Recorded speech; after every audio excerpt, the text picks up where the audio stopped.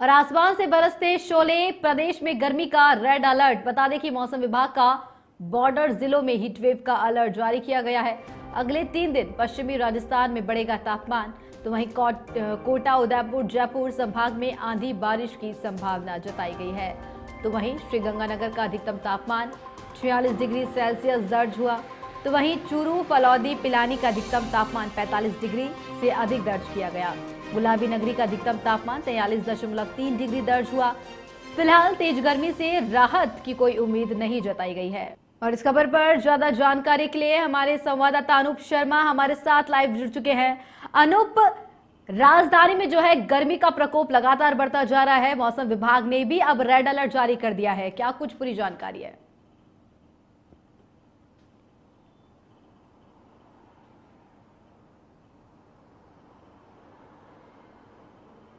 यहाँ बिल्कुल आसमान से है वो आग बरसने लग गई है। इसी के साथ ही तापमान है उसके अंदर रोजाना 1 से 2 डिग्री की बढ़ोतरी है वो लगातार हो रही है। इस वक्त अगर राजधानी जयपुर की बात की जाए तो राजधानी जयपुर का जो मौसम है वो इस समय में बिल्कुल शुष्क बना हुआ है। आसमान बिल्कुल साफ है, कहीं पर भी बादल हैं वो दिखाई नहीं दे रहे हैं। इसी के साथ ही मौसम विज्ञान केंद्र ने हीट वेव के लिए रेड अलर्ट जारी किया गया है। जो जितने भी सीमावर्ती जिले हैं, जैसलमेर है, बाड़मेर है, गंगानगर है, बीकानेर है, यहाँ पर हीट वेव की चेतावनी है वो मौसम विभाग की ओर से दी गई है। आज तीव्र से अति तीव्र हीट वेव चलने की जो संभावना है वो वहाँ पर बन रही है। इसी के साथ ही अगर तापमान की बात की जाए तो गंगानगर का तापमान 46 डिग्री से अधिक पहुँच गया है।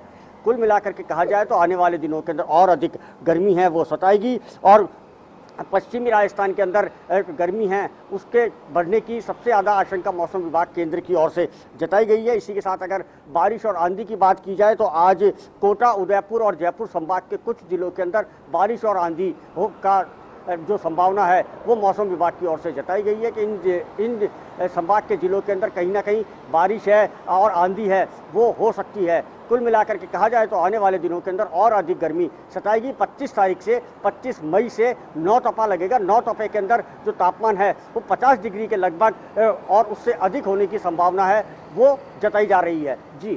जी अनूप, जो कुछ बॉर्डर जिले हैं वहां पर जो है हीटवेव का अलर्ट जारी किया है मौसम विभाग ने, और कई कई राजस्थान के जिलों में जो है बारिश और आंधी की भी संभावना जताई है।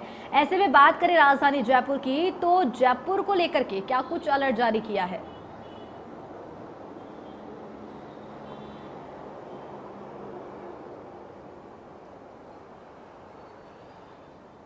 जी हाँ, देखिए इस वक्त अगर राजधानी जयपुर की बात की जाए तो राजधानी जयपुर का हम आपको मौसम दिखाना चाहते हैं। राजधानी जयपुर के अंदर इस समय में मौसम है वो पूरी तरीके से शुष्क बना हुआ है। हाँ, लेकिन राहत की बात आज के लिए यह है कि कल जितनी गर्मी सुबह सुबह सता रही थी उतनी गर्मी आज सता नहीं रही है, जिसका कि मुख्य कारण है हवा चलना। आज जयपुर शहर में सुबह से ही हवा का जो दौर है वो चल रहा है, जिससे कि कहीं ना कहीं आमजन को राहत मिलती हुई नजर आ रही है। लेकिन जैसे जैसे 12 और 1 बजे का समय आएगा तो सूर्य है वो अपनी तपिश पूर्ण रूप से दिखाना शुरू होगा, जिसके कारण आमजन है उनको कहीं ना कहीं परेशानियों का सामना करना पड़ सकता है। वही मौसम विज्ञान केंद्र का कहना है कि हीट वेव के समय के अंदर बच्चे और बुजुर्ग हैं वो अति आवश्यक कार्य होने के चलते ही घर से निकलें, अन्यथा घर से नहीं निकले। जब घर से निकलें तो उस वक्त सिर को ढक करके रखें, सिर के ऊपर रुमाल रख करके घर से बाहर निकलें और पानी की मात्रा है वो शरीर के अंदर भरपूर रखें। समय समय के ऊपर पानी पीते रहें, जिससे कि डिहाइड्रेशन का खतरा है वो कम हो। जी अनूप, देखा जाए कि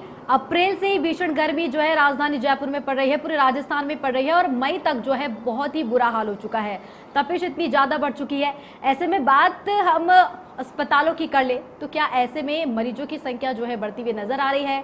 जो लू से जो लोग बीमार हो रहे हैं, क्या ऐसे में लोगों की संख्या अस्पतालों में बढ़ रही है? उसको लेकर के कुछ अपडेट।